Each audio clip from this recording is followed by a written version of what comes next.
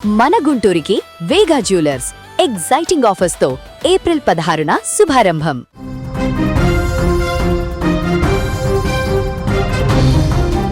ప్రముఖ గాయని గాన కోకిల ఆశా భోస్లే మృతి సినీ సంగీత ప్రపంచానికి తీరని లోటు. ఇప్పటికే ఆమె మృతిపైన పలువురు సంతాపం వ్యక్తం చేస్తున్నారు.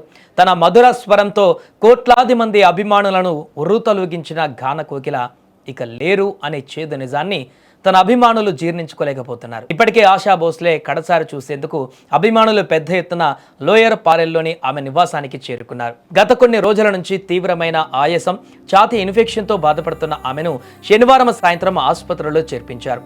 మల్టీ ఆర్గాన్ ఫెయిల్యూర్ కారణంతో ఆమె మరణించినట్లుగా వైద్యులు ధృవీకరించారు. 1933లో జన్మించిన ఆశా భోస్లే కొన్ని దశాబ్దాల పాటు తన అద్భుతమైన గానంతో భారతీయ సంగీత ప్రపంచాన్ని ఏలారు.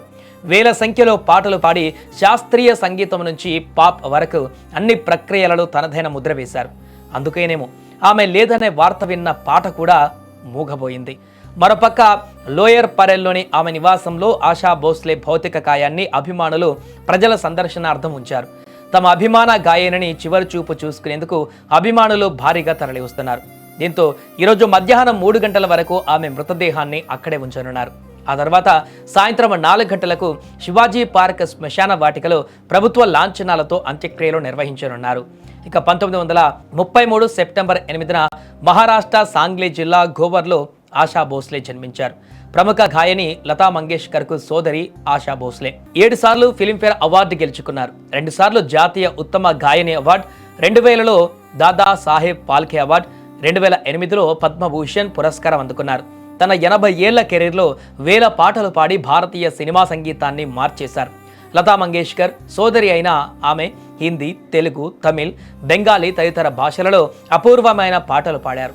చా బాబా, ధుమ్మారే ధుమ్, ఏ మేరా దిల్ వంటి హిట్ పాటలతో లక్షల హృదయాలలో చిరస్థాయి స్థానాన్ని సంపాదించుకున్నారు ఆశా భోస్లే. అలాంటి గొప్ప వ్యక్తి, అలాంటి గాయని ఇక లేరనేటువంటి వార్త దేశంలో ఉన్నటువంటి సంగీత ప్రియులను ఇప్పుడు తీవ్ర నిరాశకు గురి చేస్తోంది. ఇక ఈరోజు సాయంత్రం 4 గంటలకు ఆమె ప్రభుత్వ అధికారిక లాంఛనాలతో అంత్యక్రియలు పూర్తి కానున్నాయి. దీనికి సంబంధించి ఇప్పటికే మహారాష్ట్ర ప్రభుత్వం కూడా ప్రకటన విడుదల చేసింది. మహారాష్ట్ర మంత్రి అంత్యక్రియలకు సంబంధించి అన్ని ఏర్పాట్లు చేయబోతున్నట్టుగా కూడా ప్రకటించారు. సాయంత్రం 4 గంటలకు ఈరోజు 11 గంటల నుంచి 3 గంటల వరకు ప్రజల సందర్శనార్థం, అభిమానుల సందర్శనార్థం అక్కడ భౌతిక కాయాన్ని ఉంచిన తర్వాత అక్కడి నుంచి నేరుగా ప్రభుత్వ లాంఛనాలతో అంత్యక్రియల ప్రక్రియ కొనసాగనుంది.